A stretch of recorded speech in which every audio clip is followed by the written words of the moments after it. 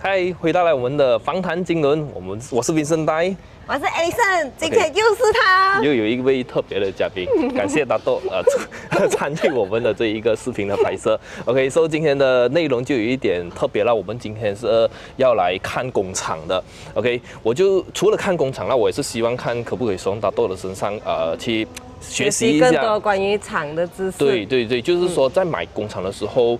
你会有什么考量的？所以我们等一下我们一边走一边聊。事不宜迟，我们先看这个第一个地方是叫做Sarina 是吧？对 ，Sarina City 在Sepang的，很靠近飞机场。OK， 在影片还没有正式开始之前，我们首先感谢 IMAX 那个创办人Dato' Eng 因为在这一支影片提供了有价值的资讯，然后也包括了工业产业在马来西亚的趋势啦。是的，在工业地产领域 ，IMAXtronics 是一间非常专业、有经验的厂房开发商。他们的专长是根据市场的需求，在优越的地段物色土地，然后量身定制和建筑符合现代工业标准的各种工厂类型，包括了仓库啦、物流啦、高科技生产工厂等等等。所以事不宜迟，我们开始这一节的影片，走。Let's go！ 这一边它是跟三达币买的工厂地，对吗？对。买多久啊？这个工厂地？那个时候我们是2018年买的时候，然后我们大概等了2年多，差不多3年，也就是2021年的时候，三达币把地交给我们地主，所以大概是在2024去年的年头我们就开始画图、进图，然后申请 approval 咯，然后是在去年的第3个quarter我们就开始动工，开始建厂啊。所以是在今年的2025年的6月份或者7月份，正式完工，然后拿到入伙纸，然后CCC。OK， 我可以问下嘛？厂有好多种嘛？那你怎样去判断这个区的厂你要做哪一种？还是你讲一下厂有什么分别的？好像这个是货仓，然后有 manufacturing 厂。OK，我觉得不只是工厂啊，所有的 property 都一样，最重要的就是地点。OK， 所以我们在买一片地皮要建厂之前呢，我们要很了解 OK 它的性质，它适合做什么，适合哪一类型的租客过来跟我们租厂。OK， 比如说这个地点呢，它离我们的国际机场只有30分钟，对，然后又离不中只有30分钟，所以它刚好是在一个中间点，是一个非常好的地点。那这样的厂，其实它本身不算是很大，它的土地是1 acres， 然后build up 大概是3万多方尺。这样的厂可能会比较适合一些比较精密的那些工厂，然后 high precision 的 manufacturing， 比如说电子厂。对，那种 chipset 厂那些，或者是医疗设备那一些。对所以我们一开始就是有这样方面的考量，所以在这个地点我们就想吸引这样类型的租客，所以在我们的厂还没有建好之前，其实我们就已经吸引了一间资本公司 ，OK， 他跟我们租这间厂咯。所以现在你们看到的装修其实是这间资本公司正在做装修，所以他们打算把这个工厂做一个简单的改造，然后符合他们的需求，这样子。我还以为这一带会很多做 logistic 的嘞，其实，因为靠近飞机场嘛，第一。logistic 来讲，它需要更大的空地，对，所以3万多方尺可能并不适合这个 logistic 来用，所以我觉得任何行业都一样啦，know your customer 是最重要的，最重要的，因为我们必须要懂我们的客户要什么的时候，我们才能够设计出适合我们客户的产品。你们怎样 estimate 那个租金可以需要多少？跟地点也是有关，是吗？其实租金一定是有行情了啊，OK， 跟 property 一样，比如说我们买一间 condominium，OK， 这个 condominium 大概租可能是4000块1个月 ，OK， 所以同类型的 condominium 在附近的地点，同样的 size 也会租到差不多这样的价钱，所以跟厂房也是一样的，比如说我们这一带的这个租金大概每方尺在2.2块左右，所以我们的这个价钱都会在这边上下。当然，不同的工厂之间它会有一些差异化，也会有不同的优势啦。像我们这间厂那么快就可以租出去，其中一个原因是因为我们的这个电力的供应比其他工厂更大。像在这附近的同类型的工厂，他们拿到的电力是200M，像我们这间工厂是600M，所以租客呢他可能会更需要或者更喜欢我这一类型的厂房。是哦，因为你讲到600M 的话，有很多那种中型或者稍微中型的 industry 都可以符合到他们的要求了。对，哦，所以我们就是不断的在同类型的产品里面找出差异化。我们要了解我们的客户要什么，那么这样子的话，我们就更容易的去找到住客。对。然后我也是想问一下哦，因为厂啦，多数的 contract 是多少年的？会跟住家那些还是店面不一样吗？一般上在厂房出租啊，租客和厂主都希望签一个更长的 contract。对，那比如说你们看到的现在正在装修的其实是租客，他们自己投资下来改造。那他们当然希望拿到一个更长的租约，可是因为按照马来西亚的法令，最长的租约是3年，所以3+3+3+3，对，所以就看我们跟房主，我们跟我们的租客怎么样去沟通，基本上都是3+3或者更长，因为租客他们想要寻求一个稳定的地点。来做一个长期的这个生产，对，或者是使用权对。那我们厂主我们也希望有一个稳定的租客，对 ，OK， 所以我们的租金收入会更加的稳定。是。在你还没有买这一片地之前你对这一个地方有什么看法？你就说我是想了解一下你的眼光，你是怎么看这个地方？你会觉得还有什么潜能吗？首先，我一定是参考附近的硬体设施。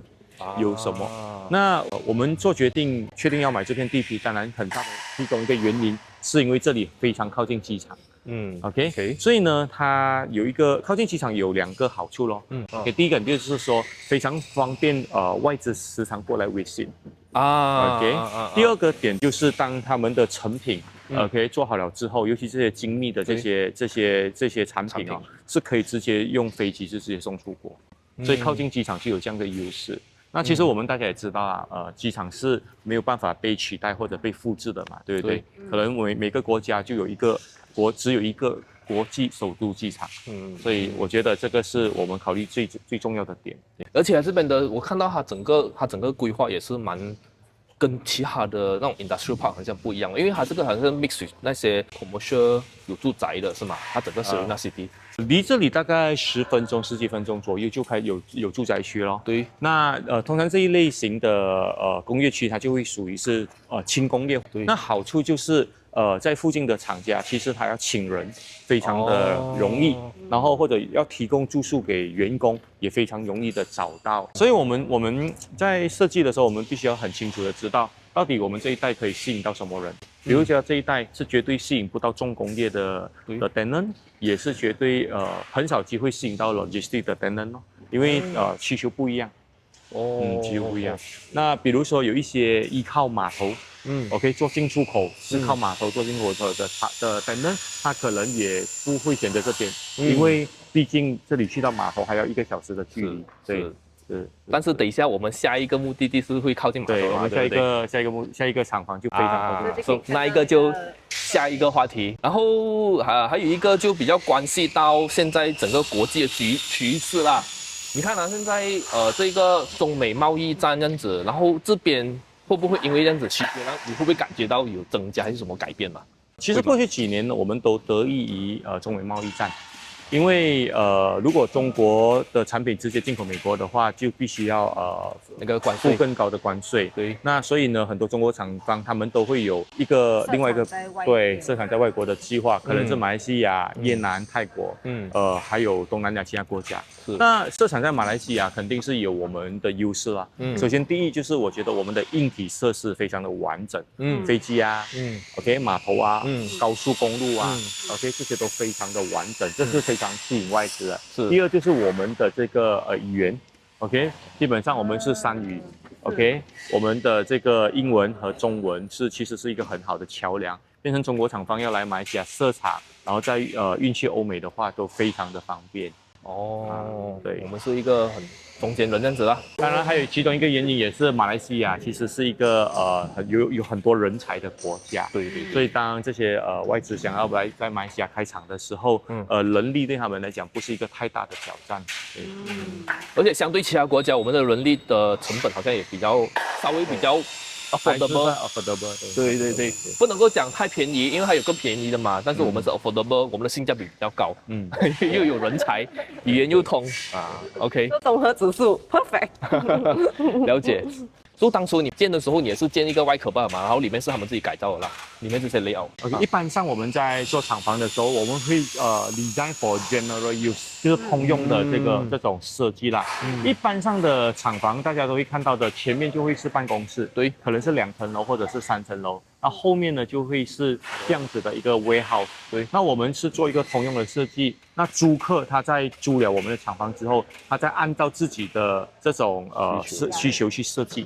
去改造它，OK，对。这厂的租金 deposit 是多少？工厂租金其实跟其他的 property 一样啦，也是2个月的押金，然后押1个月的水电，OK。那因为每一个行业他们的水的用量跟电的用量是我们没有办法去预算的，所以我们一般上我们都会要求租客在 TMB 跟这个水务局那边自己去开自己的户口，这样比较安全。对，这样会比较安全。其实我觉得住宅也一样，或者电路也一样啊。其实我自己也有朋友，他就是说把这个电路租给tenant了之后，tenant没有付这个电费，然后变成自己被罚款。是。对，所以我这边小小一个提醒啊，作为一个 property owner，OK， 最好的情况就是希望你的租客可以自己去开户口，不要嫌麻烦。对 ，OK， 然后让他们自己去负责这个水电的这个费用。对，这个是很好的 advice， 因为现在就连比较贵的那种住宅我们有时候也是会建议啦，建议他们去改对，因为手续也是很方便了嘛，现在上网就可以做了。是。它这个 floor load 也是你们那时候 design 的啦，是多重？这边的 floor load 是三个单 per square meter。3个单其实它算是比较通用啦，因为我们预测在这边开厂的租客，他们不会用到太过 heavy load。也对，因为它不是说重工业，对，它是中型罢了的。是。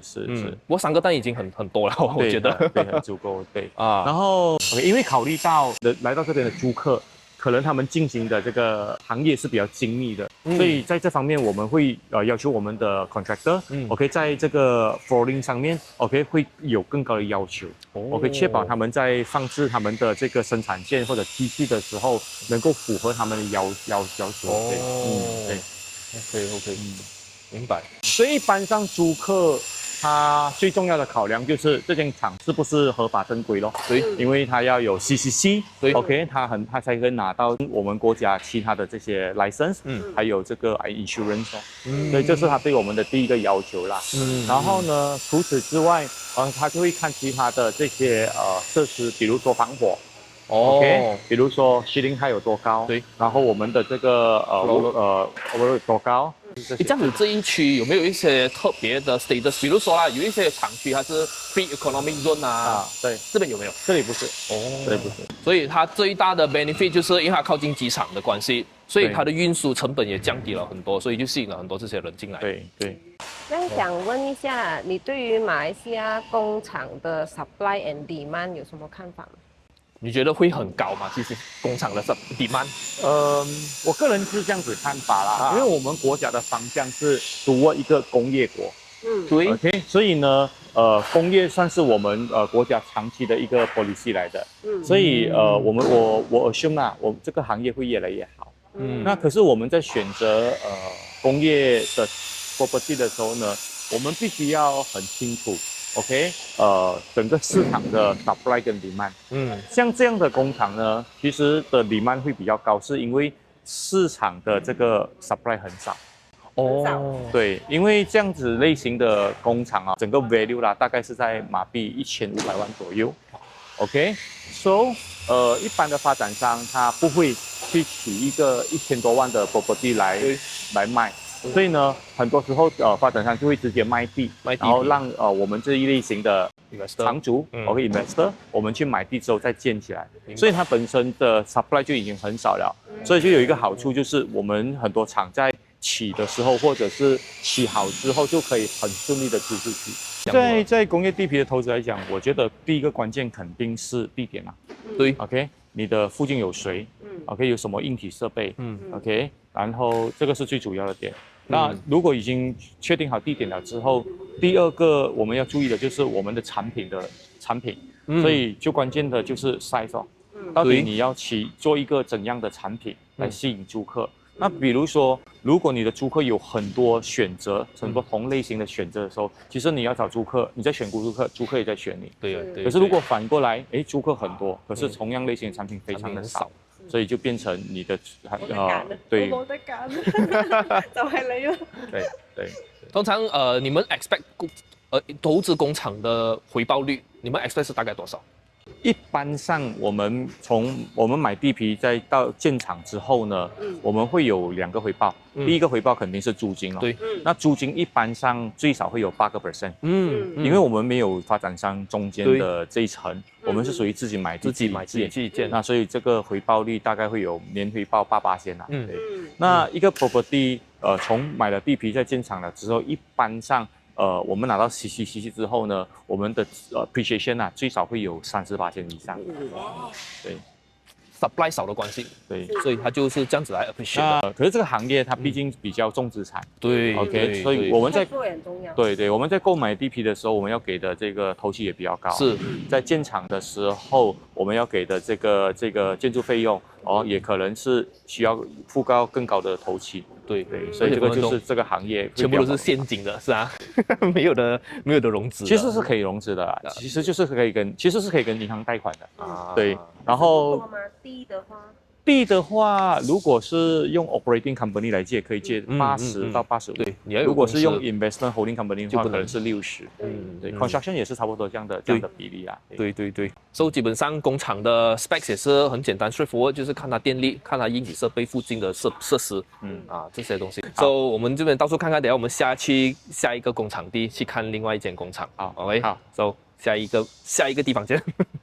跟着大豆 A 去看工厂，如果不是他的解说啊，我都不知道原来工厂有这么多规格，比如说电量啦，那个土地的那个地面的那个 loading 啦，这些要求。对，其实主要呢就是要分享给你们知道原来马来西亚的 industry property 是这个样子的。虽然这一集的内容可能不是和我们日常有关，但是对我们的经济有息息相关的东西来的。是，比如说一些那些工人啊，我们的生产啊，对，就业机会啊，我们的整个经济啊等等的，就给大家多一个简单的认识啦。所以这一个 Part 1就到这里。